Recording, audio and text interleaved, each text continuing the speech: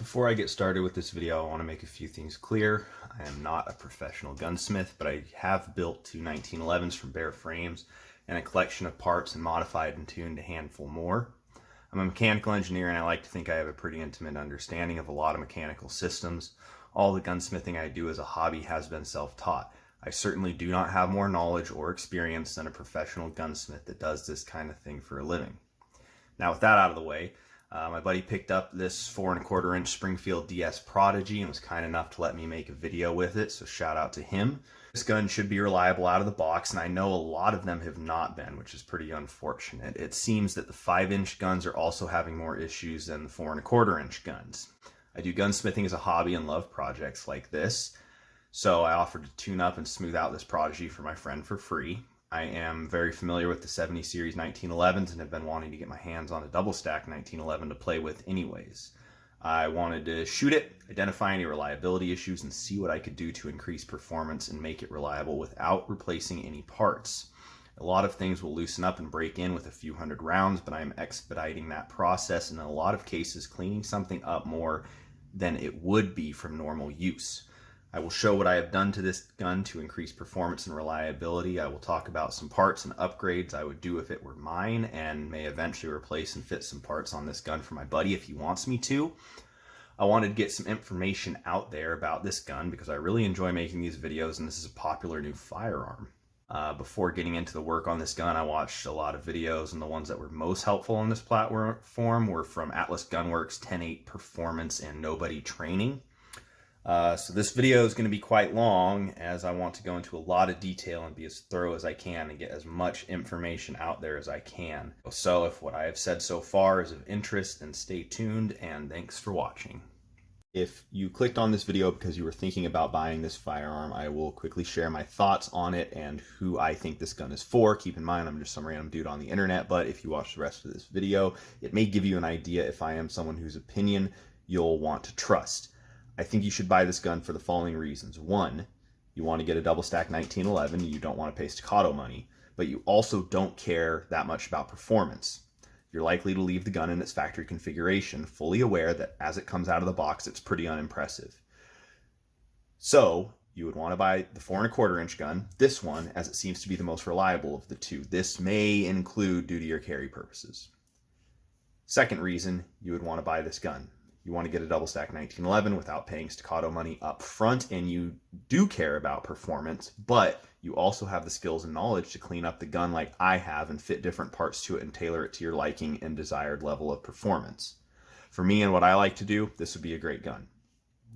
I think you should not buy this gun if you want a double stack 1911, you are concerned with performance, but you cannot or do not want to do the work yourself. You will end up paying a gunsmith enough money for parts and labor that you will be approaching the low end of staccato or bolt armory money, and you should just buy one of those. So for my work and my testing on this, I just popped that Hex Wasp or Dragonfly or whatever the hell it is off there. I'm not really interested in that optic, and I kind of want to get a baseline with no optic on the slide. So this is out of the box. I haven't lubed it or anything. It's never been shot. And the slide is not super smooth. It feels a little bit gritty. It's real tight on there. I don't feel any slop or movement whatsoever. These guns, I've seen a lot of them are having issues with hanging up on their disconnector, just like that. You see the slide stop is not engaged.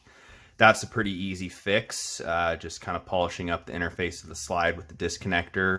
Safety, pretty crispy, feels pretty good.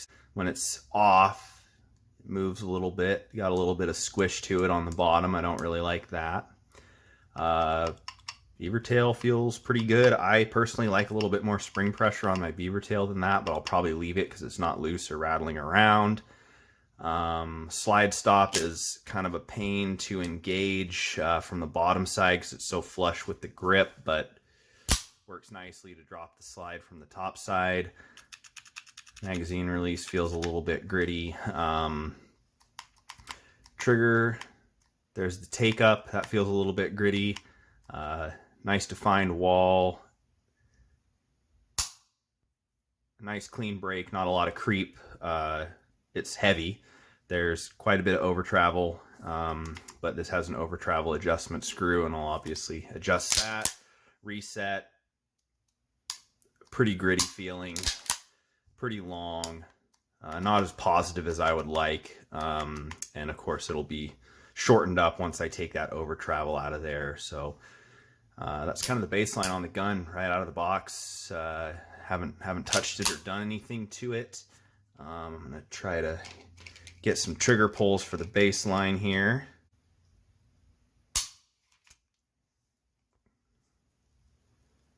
Five and a half pounds. Slightly under 5.5 pounds.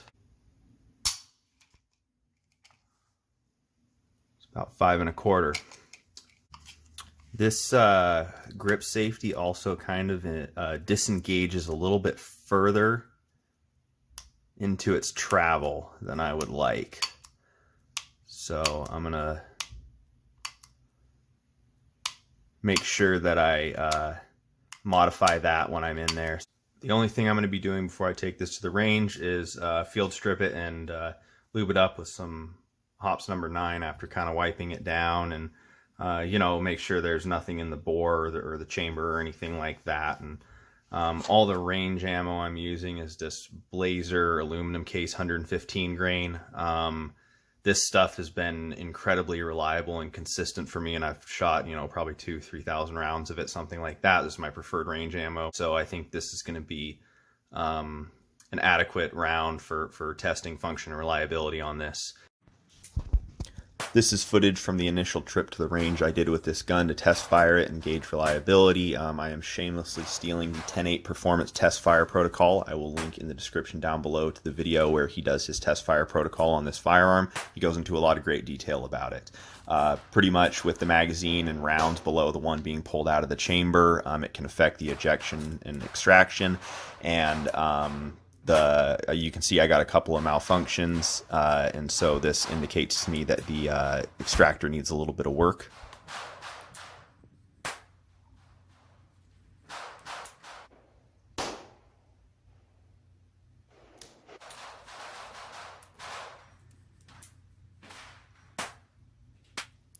Here I am putting one round in the magazine at a time and making sure the slide is locking back after every shot. This was 100% reliable.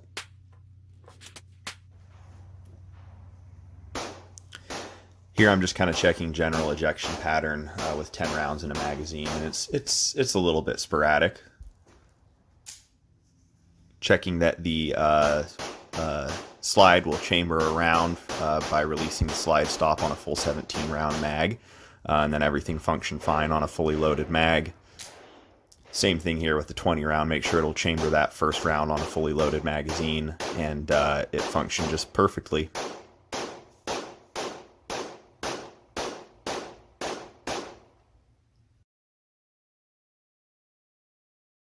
Got this thing torn down because I'm going to lap the slide in, and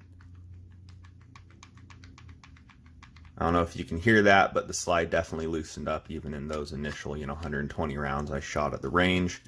Be using some Wheeler lapping compound for this. We're starting to see our, some wear patterns right here where the slide was running, and in here as well where it's starting to take off the Cerakote and stuff. So I don't know if this is like good or common practice with a gun that's already been built and quote unquote fitted together, but I'm just going to take some of this lapping compound, and all I do is I just kind of get some on a Q-tip and get some rubbed on the rail areas there, and after I do that, I'm going to put the slide on it without the recoil spring or barrel and just work it back and forth and kind of knock down any other high spots and help it along. Like I don't think I'm doing anything that the gun wouldn't do by itself in another 500 rounds or something like that, but I'm just helping it along. So I'm just going to be just working it back and forth like this. You can hear the grittiness in there doing its thing, and what I'll do is I'll keep doing this until once I clean it off and it feels like I want it to. You can see here presumably this slide is Cerakoted like the rest of the firearm, but you can see where the case has been, and then also where the lugs of the barrel have been there, where it locks up between this face and the locking lugs right here. But kind of looking close, it might be hard to tell, but that coating actually looks a bit thick on there, and I generally like to polish my breech faces so the round just encounters even less resistance getting stripped out of the magazine and pulled up into the breech face there.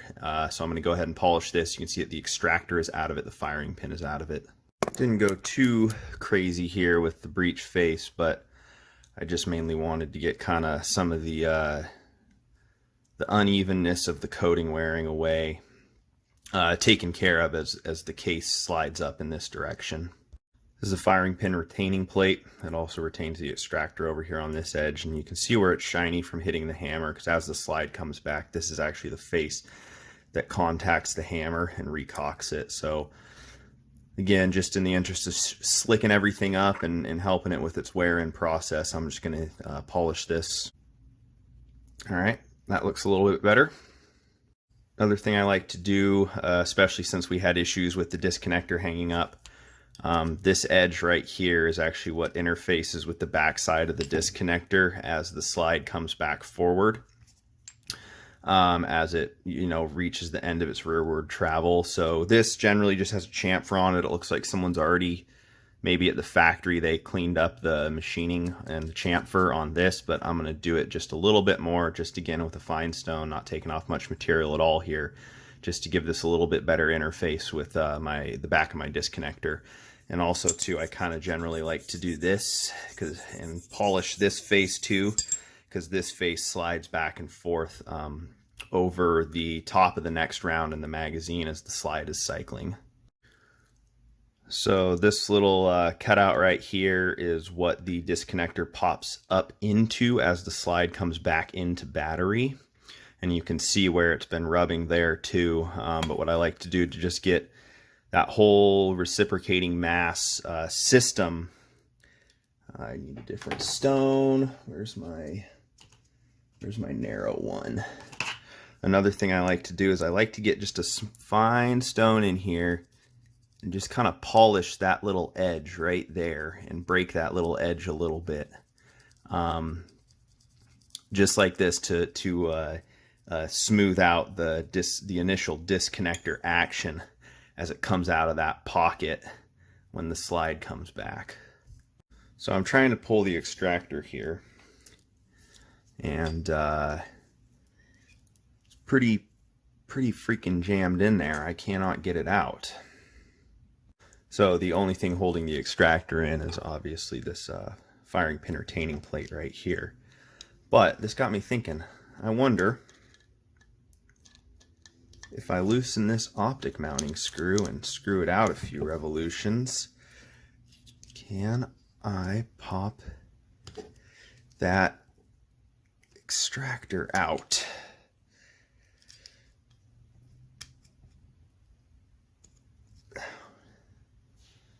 Boy, that is just freaking stiff in there. Hey, sure enough, look at that. There's a freaking witness mark from that optics mounting screw. So that means this guy is too long, and they put that in and did that right out of the box. So certainly the interference with that optic plate mounting screw right here could be causing extraction issues. So I am definitely, I was going to put a little bit more bend on this to give me more pressure on the case, but it seemed really pretty stiff, like it should be when it's installed. So I'm just going to make sure I trim the length of that screw, and I'm going to put a little polish on here. The geometry of this looks pretty good. It's got the little chamfer it should have right there. It's got the radius coming up into it. I'm just going to give it a little blessing with some very fine grit sandpaper and try not to knock off any of the sharp edges, and go ahead and reinstall it.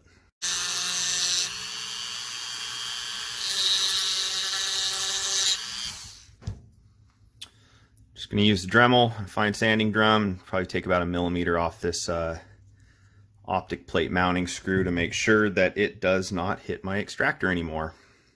Going to Sharpie mark the shiny spot here, And I am going to reinstall this into the gun.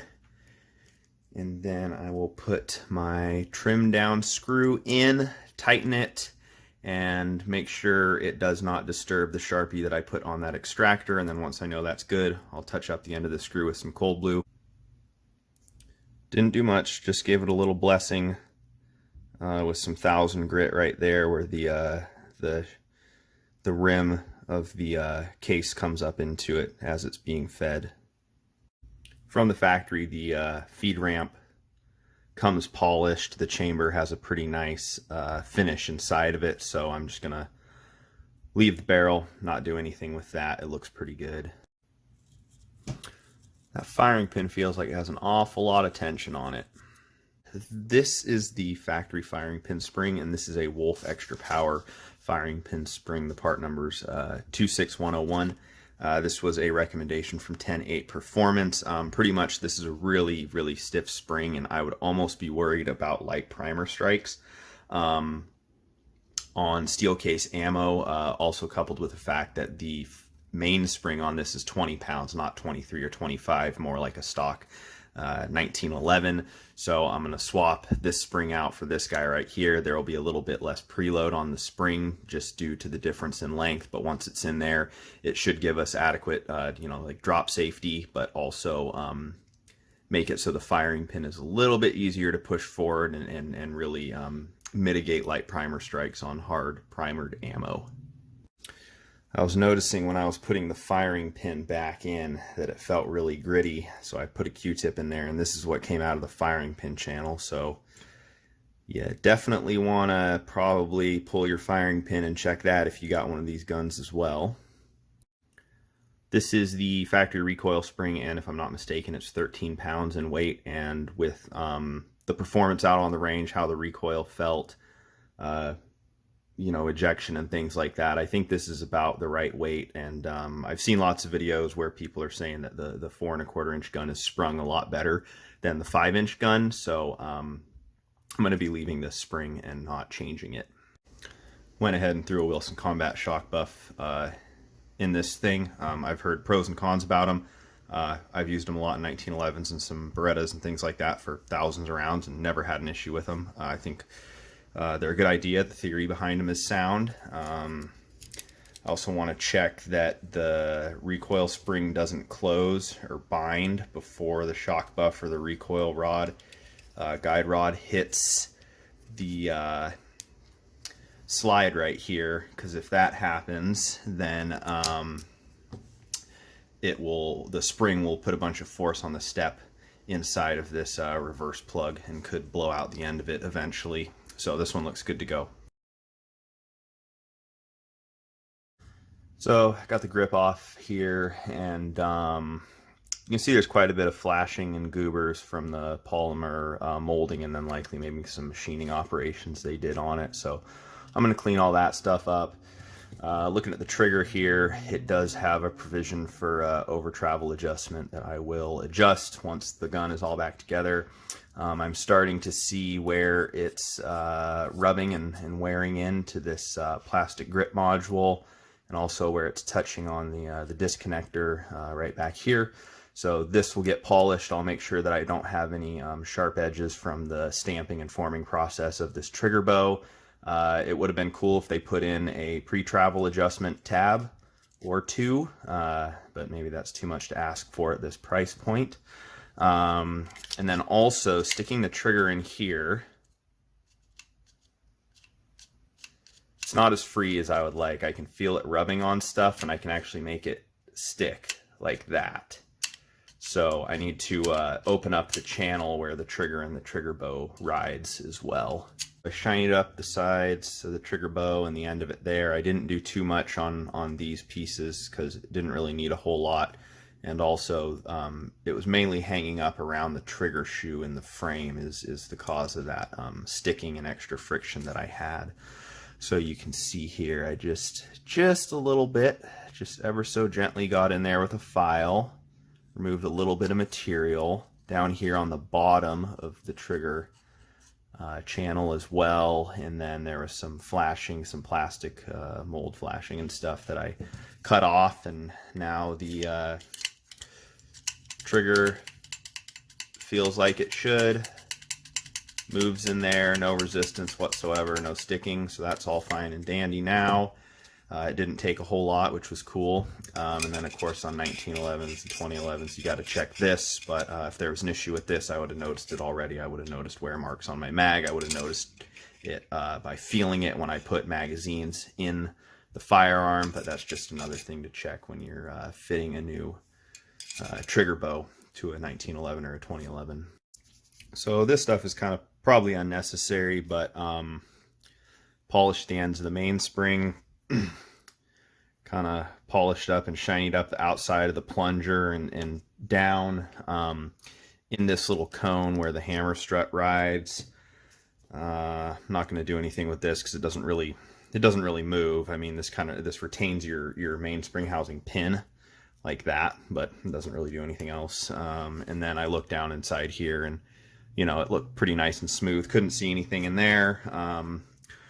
So this is one of those places I will use a small bit of grease on some of the components because it's very far away from combustion events of rounds getting fired off, so it's not likely to attract any particulate or attract any of those combustion byproducts and gum up like other parts of the gun, and it doesn't really get dirty. So I'll just assemble it with a little touch of light grease like that. Listen to this. It's gritty. We're gonna fix that. Taking an X-Acto knife and carefully trimming off that flashing right there. Just like that. Get that out of the way. I got some 1000 grit rolled up here. I'm gonna stick it through, give her a spin. So I'm gonna clean up the outside of this little plunger right here with the spring, just with some really fine sandpaper.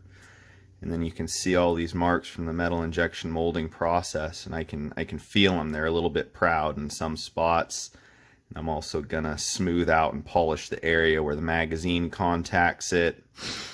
That should get this thing good to go. You can see this parting line right here from the mold. Didn't take much with the stone, but knocked down all the high spots and kind of polished that little ledge right there where the magazine contacts it.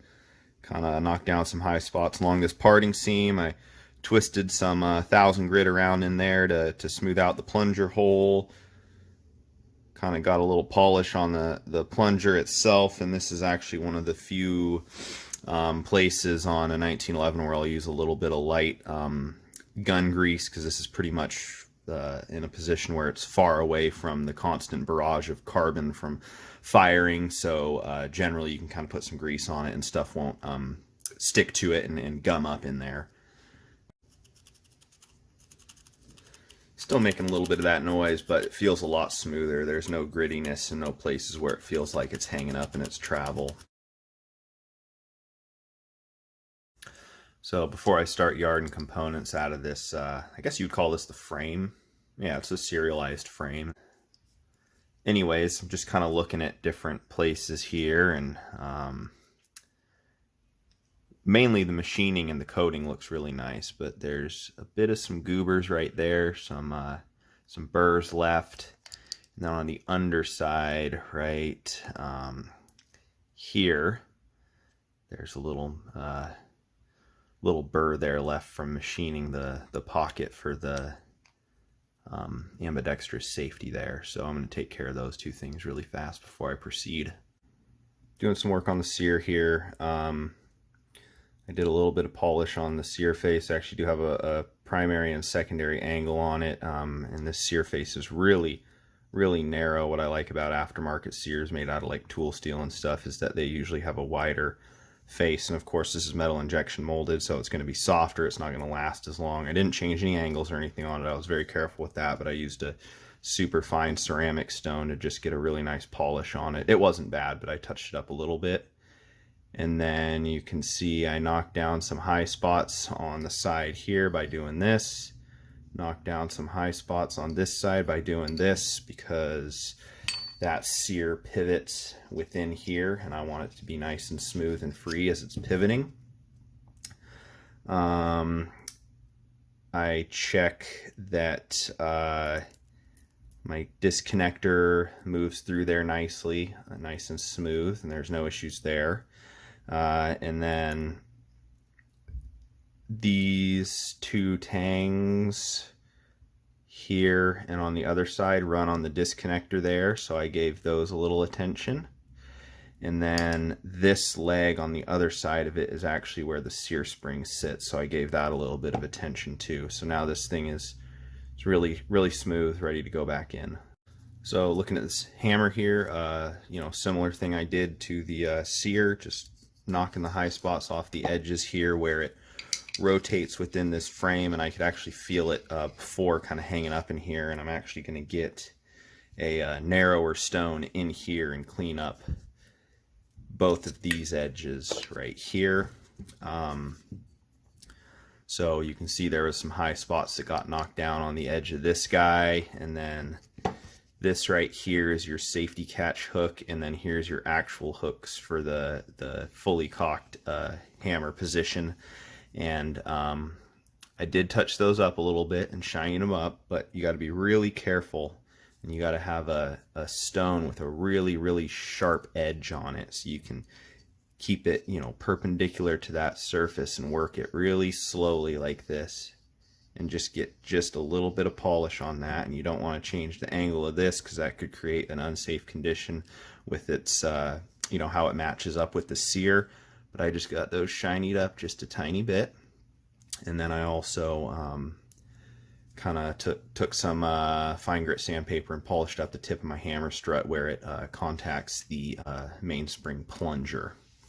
So that's ready to go with the Sear. And then next I will take a stone that is a little bit narrower like this and get in here and work this area on both sides to make sure that nothing's going to be hanging up in there as it's rotating around its pins.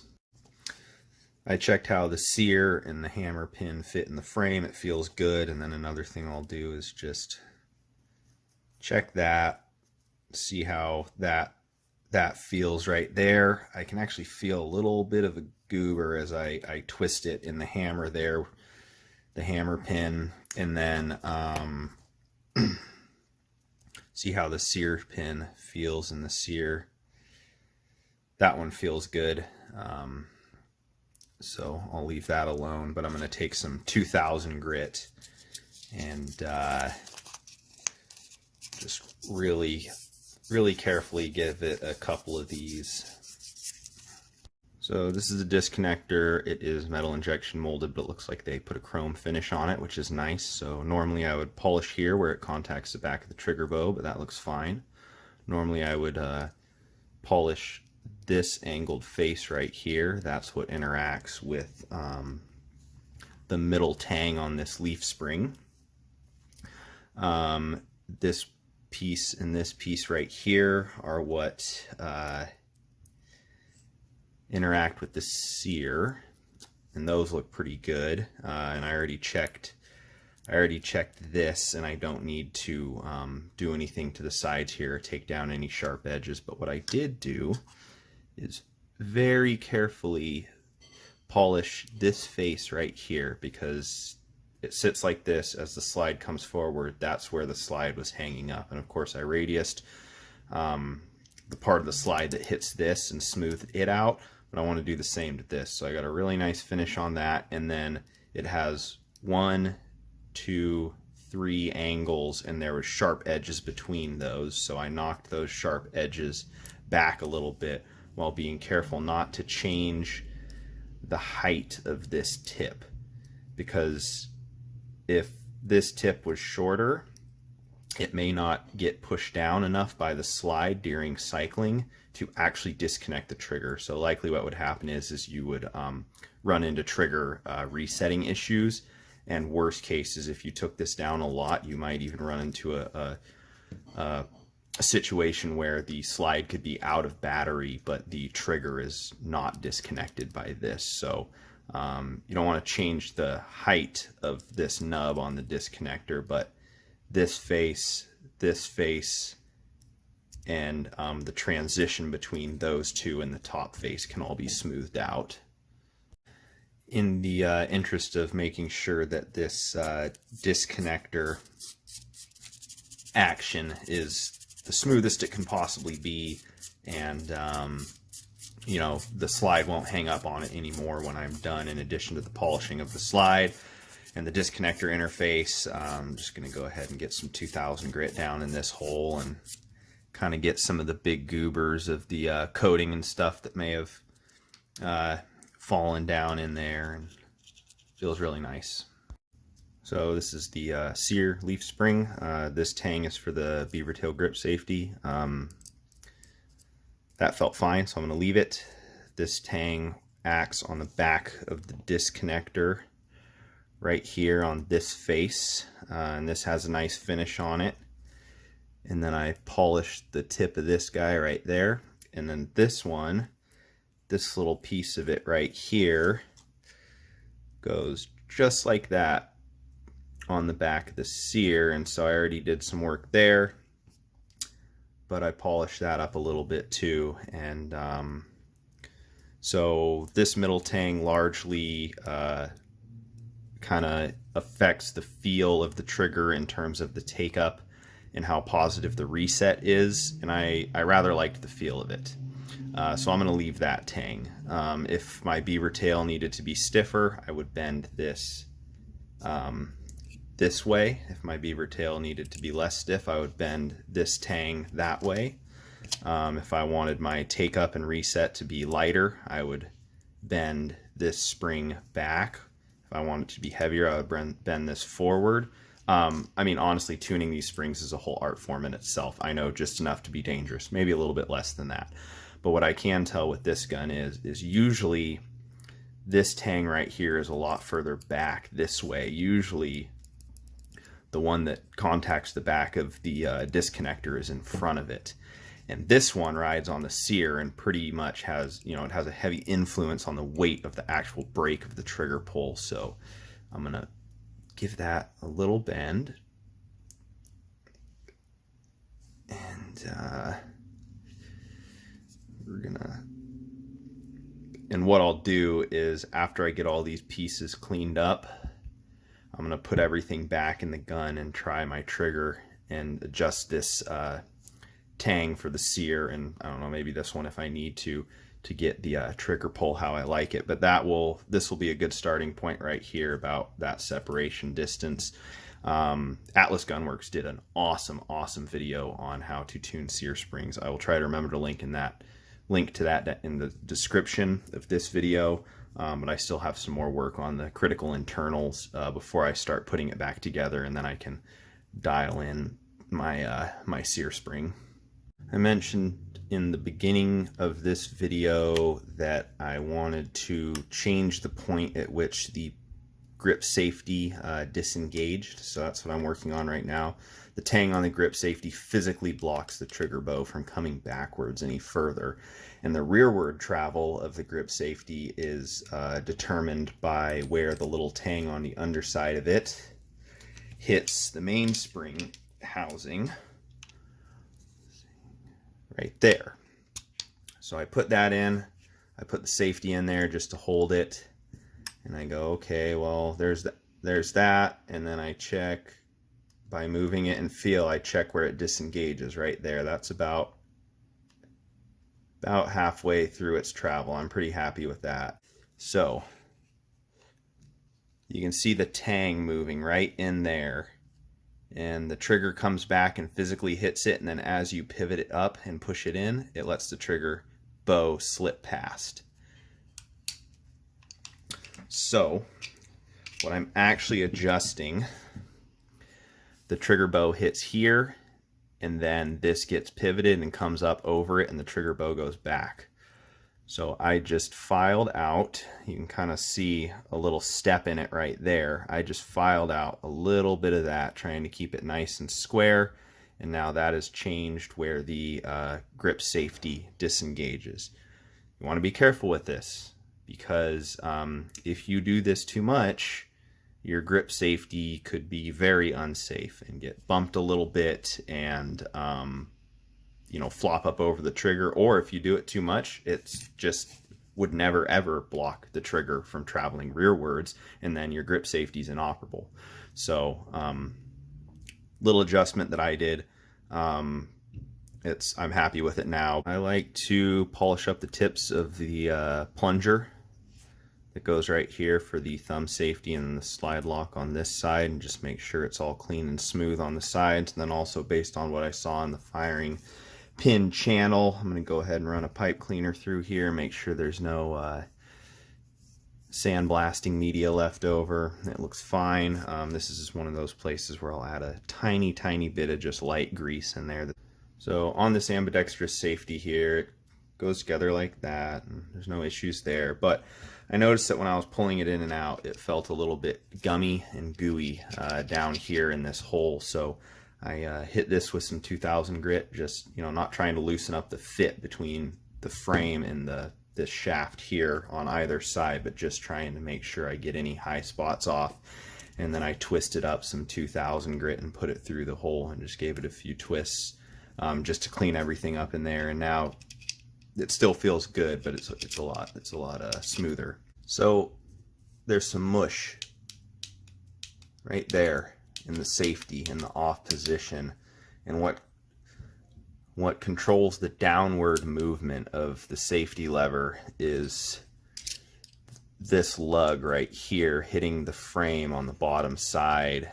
On the bottom here, I was like, okay, well, this is the channel on the underside of this is cut too deep for the frame. But what's really happening is every time I do that, you can see that plunger go in and out. So that means the place at which the plunger wants to stop this safety in this position is not the same position that the safety wants to be in when it hits the frame on the underside of this lug.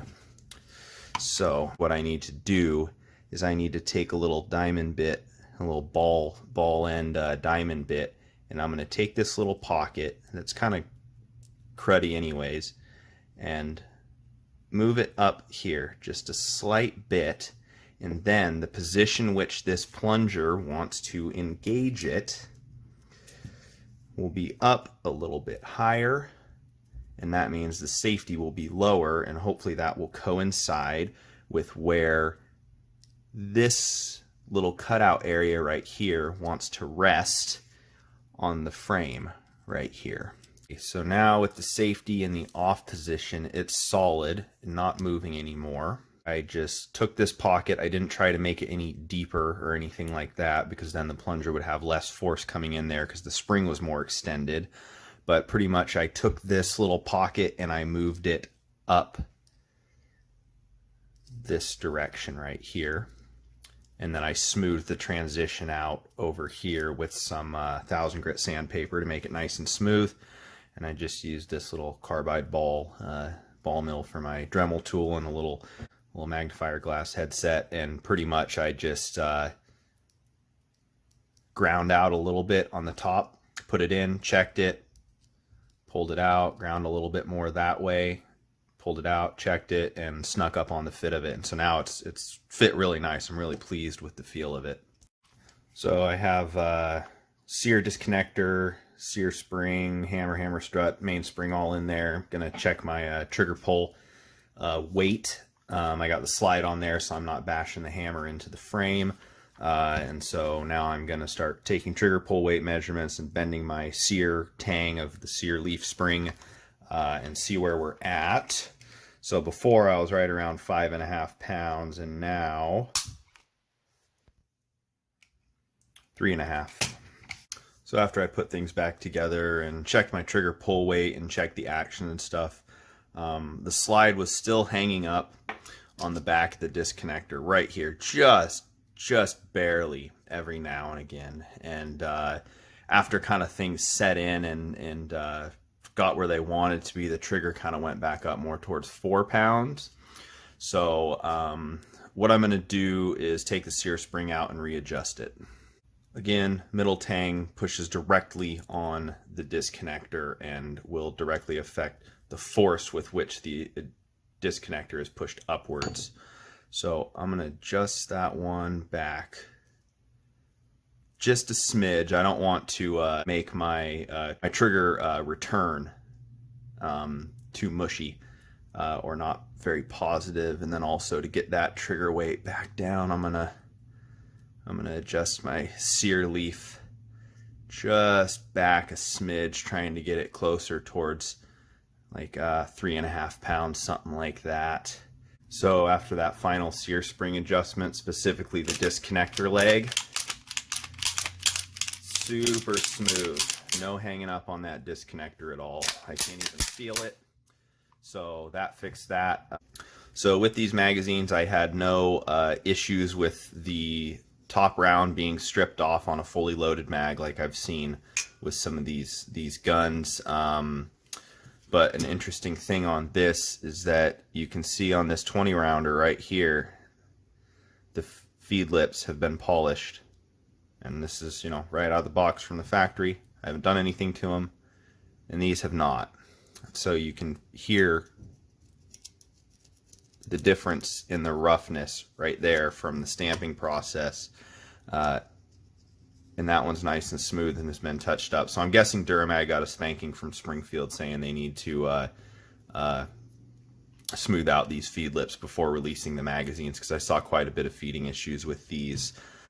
Got the magazine disassembled and got a really small, fine file right here. And I can tell by how that sounds and how the file's cutting that this magazine body has been hardened. Anyways, I'm going to work on it with this small fine file and then touch it up with a stone right here, just like this, with the magazine disassembled, and get all those high spots knocked down on both sides. The other thing to note right here is these wear marks here and here. They're on both magazines, little ones right there, right there.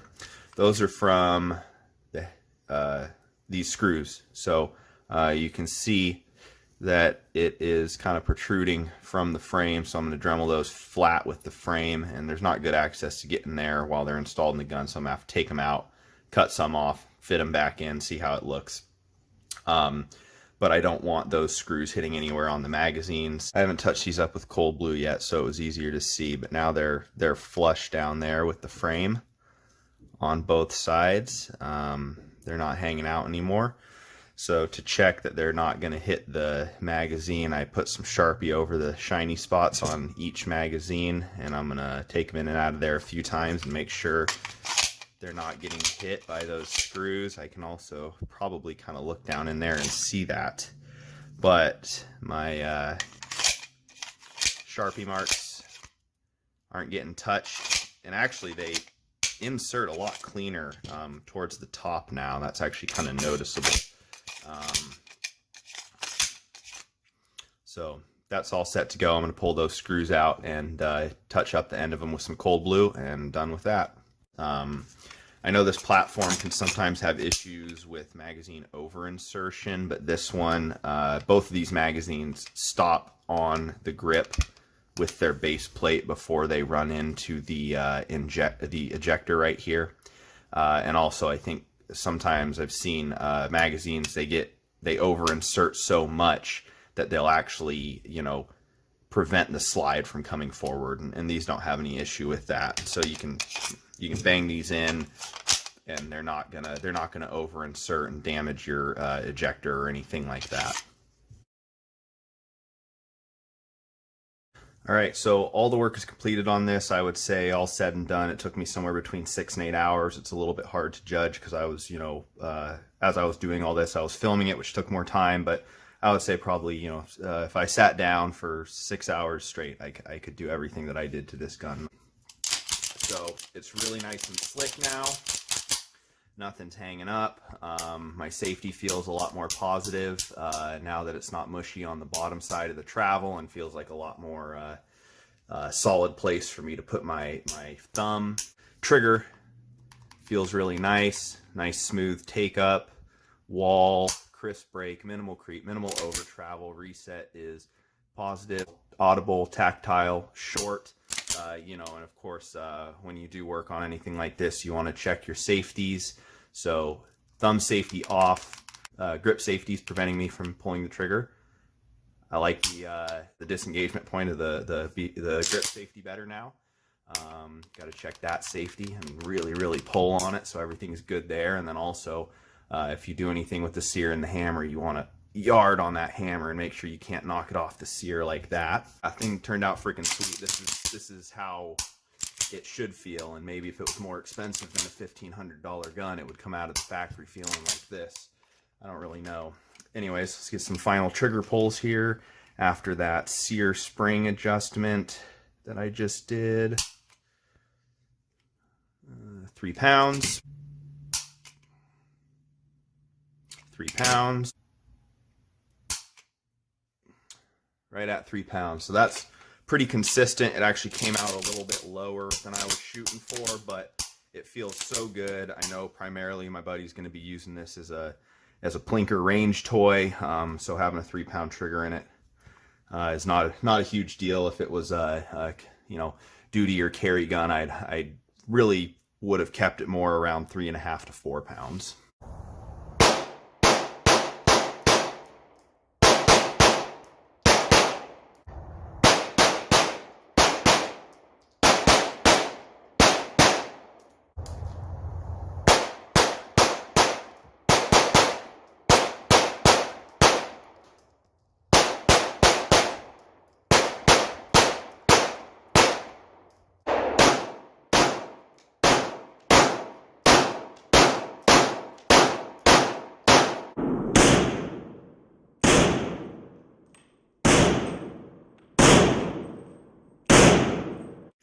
As I said in the beginning of the video, this is not my gun.